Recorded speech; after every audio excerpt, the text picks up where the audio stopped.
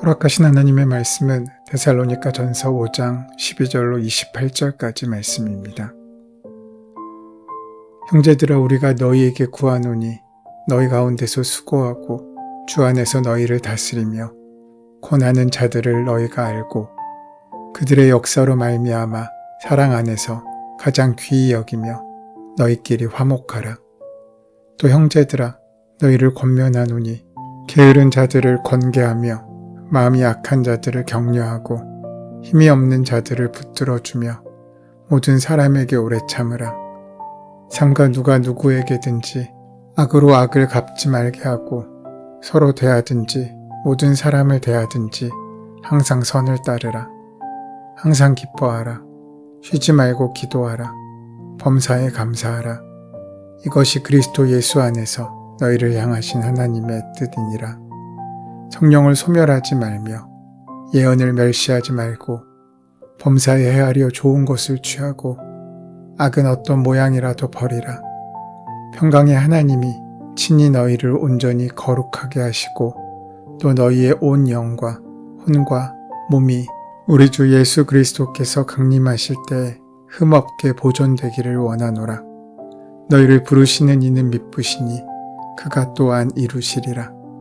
형제들아, 우리를 위하여 기도하라. 거룩하게 입맞춤으로 모든 형제에게 문안하라. 내가 주를 힘입어 너희를 명하노니 모든 형제에게 이 편지를 읽어주라. 우리 주 예수 그리스도의 은혜가 너희에게 있을지어다.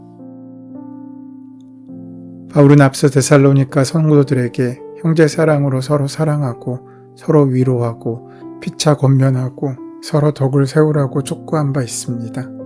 이제 그는 데살로니가 교회 공동체를 위해 신자들이 행해야 할 일들을 차례로 권면하면서 편지를 매듭지으려 합니다.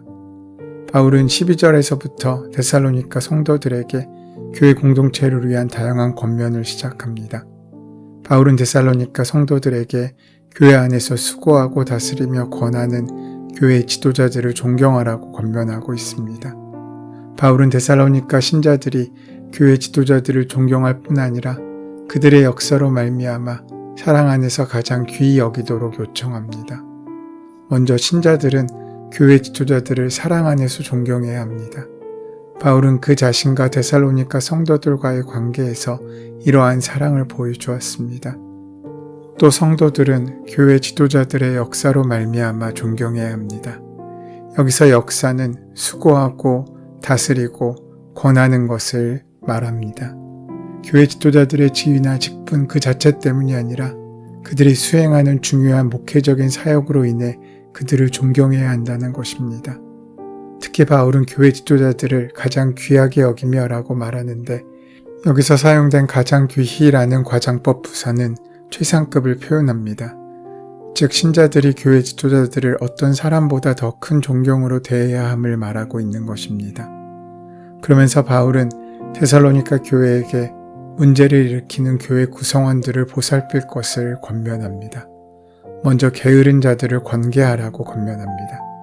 데살로니가 교회에는 이처럼 반항하는 게으른 자들이 있었는데 이들은 게으를 뿐만 아니라 그들의 교회 지도자들과 심지어 바울의 명령도 순종하기를 반항적으로 거부함으로써 자신들의 죄를 더 악화시킨 사람들이었습니다.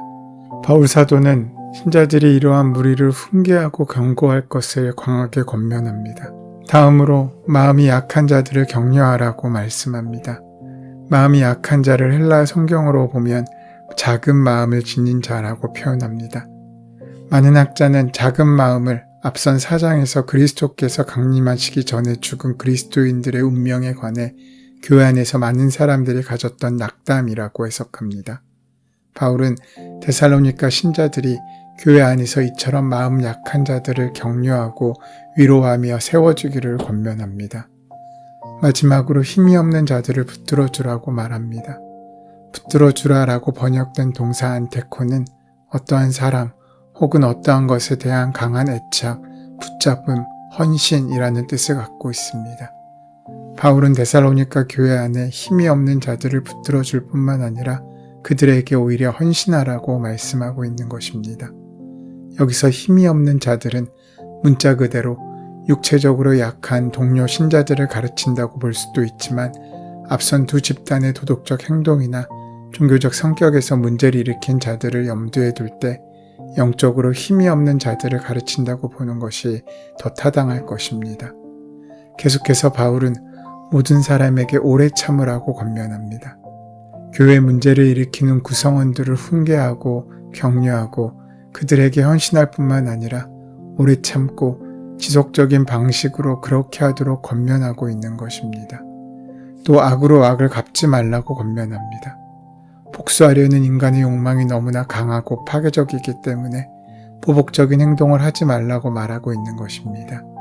바울은 악으로 악을 갚지 않는 것에 그치지 말고 서로 대하든지 모든 사람에 대하든지 항상 선을 따르라 라고 권면하고 있습니다. 사도는 서로 화목하라고 말하고 있는 것입니다. 그러나 아무나 받아주는 것이 화목은 아닙니다. 사도는 규모 없는 사람들, 즉 게으르고 무질서하고 자기 멋대로 살아가는 사람들은 훈계하라고 말합니다. 마음이 약한 자들은 안위가 필요하고 힘이 없는 자들은 붙들어 주어야 합니다. 일반적인 원리는 모든 사람을 대하여 오래 참는 인내입니다. 악을 행하는 자에게도 악으로 갚지 말고 선으로 갚으라고 말합니다. 상대방의 악보다 더 강한 선함으로 대해야 한다는 것입니다. 그러기 위해서 우리는 주님의 오심을 소망하며 기다리는 사람이 되어야 합니다. 그렇다면 주님의 다시 오심을 기다리는 종말론적인 삶을 살아가는 성도의 삶의 내용은 무엇이어야 하겠습니까? 오늘 본문에서 바울 사도는 그것을 기쁨과 기도와 감사로 정의하고 있습니다. 기쁨은 대개 우리가 바라는 것이 이루어질 때 느끼는 감정입니다. 그렇다면 기쁨은 늘 외부의 영향을 받게 마련입니다. 하는 일의 결과를 따라서 혹은 만나는 사람의 태도에 따라 우리는 기쁠 수도 있고 기분이 나쁠 수도 있습니다. 이렇게 기쁨은 조건적입니다. 그런데 바울은 우리에게 항상 기뻐하라고 권합니다. 기쁨이 마음 먹었다고 오는 것이 아니기 때문에 이것은 불가능한 것처럼 보입니다. 하지만 기독교인들에게 있어서 기쁨의 근거는 세상 바깥에 있지 않습니다. 그것은 이 세상의 어떤 것도 삶 가운데 계신 주님의 사랑으로부터 우리를 떼어놓을 수 없다는 자각에서부터 비롯되는 것입니다. 실패와 배신, 쓰라림과 고통, 외로움과 가난, 그것이 무엇이든지 하나님의 사랑으로부터 우리를 멀어지게 할 수 없다는 사실을 인정할 때 우리는 기뻐하지 않을 수 없습니다. 그 기쁨은 우리 안에서 시작하여서 우리 삶에 조용히 스며드는 기쁨인 것입니다. 그러면서 기독교인들은 기도의 사람들입니다. 그런데 누가 기도할 수 있습니까? 마음이 가난한 사람입니다. 자족하는 사람의 기도에는 절실함과 진실함이 없습니다. 진정한 기도란 우리의 마음을 하나님께 온전히 드러내는 일입니다. 그렇다면 우리가 늘 기도의 마음으로 살아야 하는 이유가 무엇이겠습니까? 그것은 기도하지 않으면 우리는 자기중심성을 극복할 수 없기 때문입니다. 세상을 나를 중심으로 바라보는 데서 삶의 문제와 비극이 생겨납니다. 사람들은 저마다 가장 중요한 존재가 되고 싶고 대접받거나 칭찬받고 싶어 합니다. 하지만 그런 기대가 깨질 때 상처를 입고 질투를 하게 되고 원망을 하게 됩니다. 기도의 마음을 유지하고 살아가는 사람은 그런 마음조차 하나님께 바치기 때문에 자아의 무게로 인해 추락하는 일이 없습니다. 또 진정한 기도란 나의 문제만 가지고 주님께 나아가는 것이 아닙니다. 기도의 사람은 눈물의 골짜기에 살고 있는 사람들의 처지에 눈길을 주고 그들의 사정을 하나님께 함께 모아 아뢰는 사람입니다. 그런 기독교인의 또 다른 삶의 증거는 감사입니다. 오늘 우리에게 비극은 감사가 줄어든다는 사실입니다. 그런데 감사의 적은 공고나 궁핍이나 고난이 아니라 풍요로움일 때가 더 많습니다. 무엇이든지 넉넉한 사람들은 감사할 줄을 모릅니다. 배부른 사람에게 밥 한 그릇은 그저 부담입니다. 배고픈 사람에게야 그 한 그릇의 밥이 고마운 것입니다.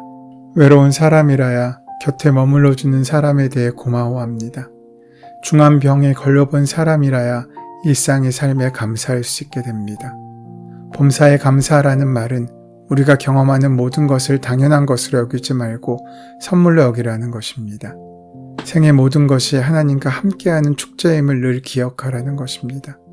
그렇다면 어떻게 이렇게 살 수 있습니까? 바울은 그것이 무엇인지 간결하게 말합니다.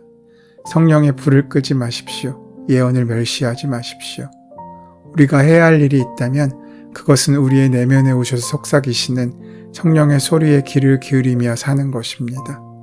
바울 사도는 이사야서의 말씀을 인용해서 눈으로 보지 못하고 귀로 듣지 못하는 것들, 사람의 마음에 떠오르지 않는 것들을 하나님께서는 자기를 사랑하는 사람들에게 마련해 주셨다면서 성경은 모든 것을 살피시니 곧 하나님의 깊은 경륜까지도 살피신다고 말합니다.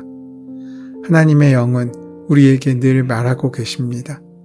살아가면서 누군가를 향해 연민의 감정을 느낄 때가 있지 않습니까? 많은 시간을 그저 나만을 알며 무정하게 사는 우리인데 어느 순간 이상하게도 이웃들의 고통과 슬픔이 내 아픔처럼 다가올 때가 있습니다. 바로 그때가 성령께서 우리 마음에 불을 지피실 때입니다. 하나님은 성령을 통해 우리에게 끝없이 말하고 계십니다. 하지만 우리는 온통 세상에 우리의 귀가 향하고 있기 때문에 그 성령의 속삭임을 듣지 못하게 되는 것입니다. 우리는 덜 중요한 일 때문에 가장 중요한 초대를 거절하는 어리석음 속에 살아갑니다. 성령의 불꽃을 꺼뜨리지 않기 위해서는 우리 영혼이 그 음성을 듣기 위해 늘 고요해져야 합니다. 우리가 기도에 집중해야 하는 까닭은 성령 안에서 살기 위한 것입니다. 성령의 움직임을 주의 깊게 식별하는 사람은 다정한 사람이 됩니다. 이웃에게 다가서고 싶고 말 건네고 싶고 일으켜주고 싶은 마음일 때 그 마음을 억누르거나 외면하지 마십시오. 편안함에 길들여진 몸은 그 일을 거부할 것입니다. 하지만 몸의 말을 듣기보다는 성령의 초대에 응하는 삶을 살아갈 때 우리는 하나님께서 원하시는 귀한 은혜의 삶을 살 수 있게 될 것이고 그렇게 천국 속에서 천국의 지경을 넓혀가는 복된 삶을 살 수 있게 될 것입니다. 또 성령의 부르심을 식별할 수 있는 지혜는 하나님의 말씀에 대한 묵상을 통해 우리에게 주어집니다. 예언을 멸시하지 말라는 말은 하나님의 말씀을 신중하게 대하며 살라는 말입니다. 말씀을 따라야 하는 것이지 자의적으로 판단하고 취사 선택하는 것이 아닙니다. 때로 하나님의 말씀은 우리를 불편하게 만들 때가 많습니다.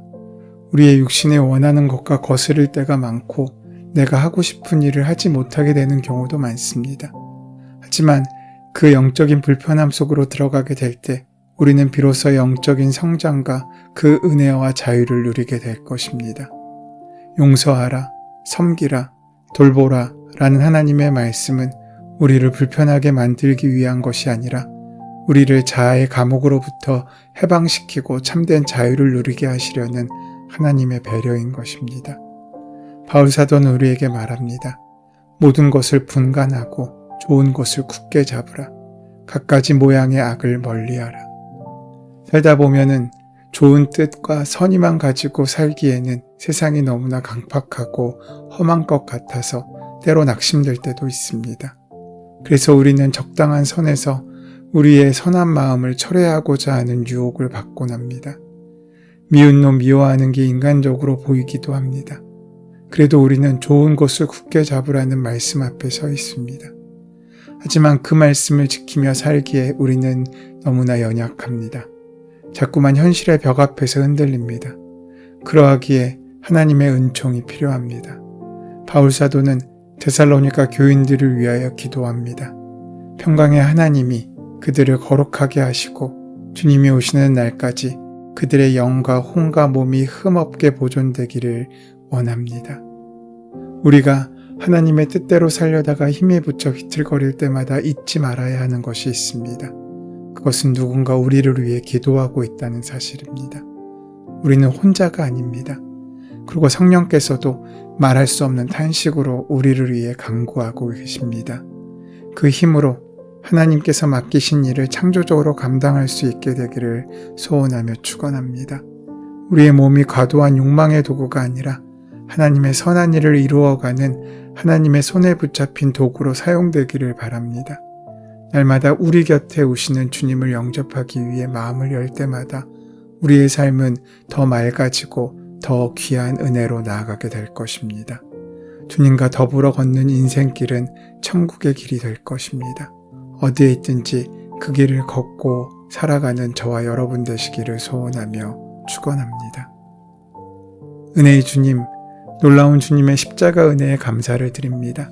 늘 주님의 재림을 기다리며 준비된 삶을 살다가 그날에 거룩하고 흠없는 자들로 주님을 만나는 우리 모두가 되게 하여 주시옵소서.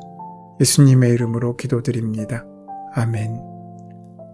이제 오늘 이 아침 우리에게 허락하신 본문의 말씀이 나에게 주신 하나님의 말씀으로 만나지기 위하여 본문의 말씀을 깊이 묵상하시고 함께 기도하는 시간 가지도록 하겠습니다. 함께 기도합니다.